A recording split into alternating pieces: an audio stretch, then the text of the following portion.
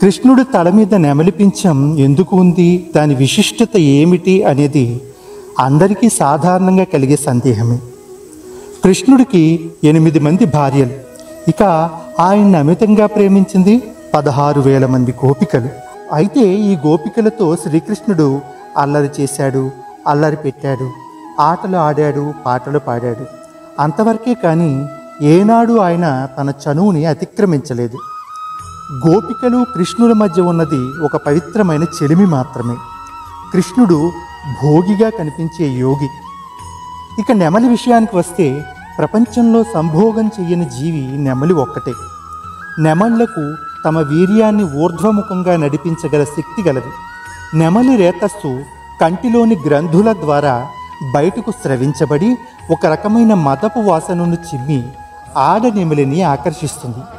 ఈ మదజలం, ఈ పతనమైన వీర్యం ద్వారా ఆడ నెమలి గర్భం ధరిస్తుంది. ఇక్కడ నెమలి గర్భం ధరించటం మానసికమైనది. నెమలి ఈక అందం గురించి ఎంత చెప్పినా తక్కువే.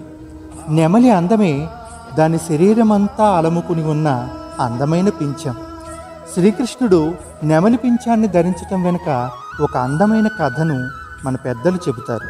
అదేంటంటే, ఒకనాడు శ్రీకృష్ణ పరమాత్ముడు ఆహ్లాదకరమైన వాతావరణంలో మురళిని వాయించటం ప్రారంభించాడు. శ్రీకృష్ణుడి మురళీగానానికి అక్కడ ప్రకృతి మొత్తం మైమర్చిపోయింది. గోవర్ధనగిరి పరవశమైంది.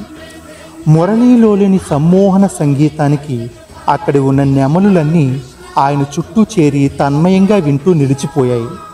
శ్రీకృష్ణుడు మురళి వాయిస్తూ నాట్యం చేయసాగాడు. ఆయన అడుగులు చూస్తూ నెమళ్ళు నాట్యం నేర్చుకోవటం ప్రారంభించాయి. ఆ దివ్య మురళీగానం ముగిశాక నెమళ్ళన్నీ కలిసి స్వామికి నమస్కరించి, స్వామి, మాకు నీవు అద్భుతమైన నాట్యాన్ని నేర్పించావు. నీవు మాకు గురువువి. గురుదక్షిణగా మా నెమలి పింఛాలను స్వీకరించండి అని తమ పింఛాలను సమర్పించాయి. శ్రీకృష్ణుడు వాటి భక్తికి మెచ్చి అప్పటి నుంచి ఆ నెమలి పింఛాలను తన తలపై ధరించడం ప్రారంభించాడు. నెమలి పింఛం దిష్టి తగలకుండా చేస్తుంది.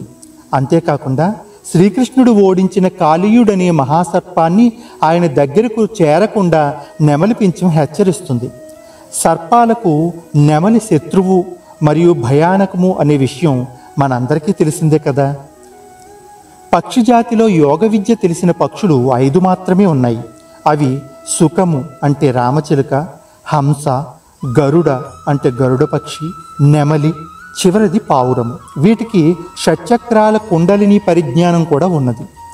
అత్యంత పవిత్రమైన జీవి కనుకనే మన దేశానికి జాతీయ పక్షిగా నెమలిని ప్రకటించారు.